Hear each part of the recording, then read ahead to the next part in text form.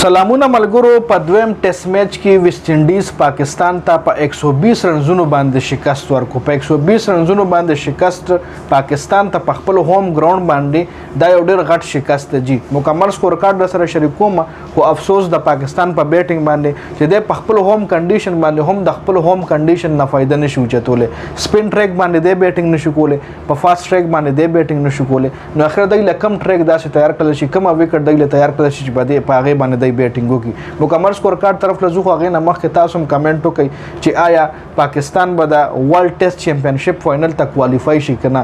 ځکه کدا حل وچ د خپل کور کې ټیسټ سیریز نشي ګټل، نو دوی په اوی باندې مطلب بل وطن کې څنګه ټیسټ سیریز ګټي. ډېر ټایم نه خرابو. سکور کارډ تاسو له سکرین باندې ښکاري. ویسٹ انډیز رومبني اننګز کې کړیو 163 رنزونه، چې په جواب کې ورپسې پاکستان په رومبني اننګز کې 154 رنزونه باندې اوټ شو. 9 رنز لیډ چې کوم دی پاکستان پاتې شو. 9 رنز لیډ به پاکستان نه مطلب 9 رنز لیډ په ویسٹ انډیز ورړول او بیا په سیکنډ اننګز کې ویسٹ انډیز زبردست بیټینګ وکړو 244 رنزونو باندې. دا غي ټوټل ټیم اوټ شو چې 9 رنزونه ولا د فرست اننګز پاتې نو پاکستان له 253 لیډ ملاو شو. پاکستان له 253 ټارګټ ملاو شو. نو پاکستان دغه 253 ټارګټ پوره نکو. په 133 رنزونو باندې د پاکستان ټوټل ټیم اوټ شو او په 120 رنزونو باندې شکست خوړو د ویسٹ انډیز نه. په سیکنډ اننګز کې د رومبني اننګز سکور کارډ لړی تاسو سره ما شریک کړو. د سیکنډ اننګز بیټینګ تاسو ګورئ د پاکستان او د ویسٹ انډیز په بیټینګ باندې خبره کوم. ویسٹ انډیز بیټینګ مې هم در سره شریک کړو په پرونی ویډیو کې. نو په سیکنډ اننګز کې د پاکستان په بیټینګ باندې خبره کوم. تاسو په سکرین باندې ښکاري شان مسعود یوځل بیا ناکامه 2 رنزونه جوړ کړی دي. محمد هریرا هم 2 رنزونه جوړ کړی دي. بابر اعظم پکې هایست سکور کړی 31 رنزونه. 31 رنزونه نه پکې بل چا زیات سکور نه دی کړی. کامران غلام په 19 رنزونه اوټ شوی دی.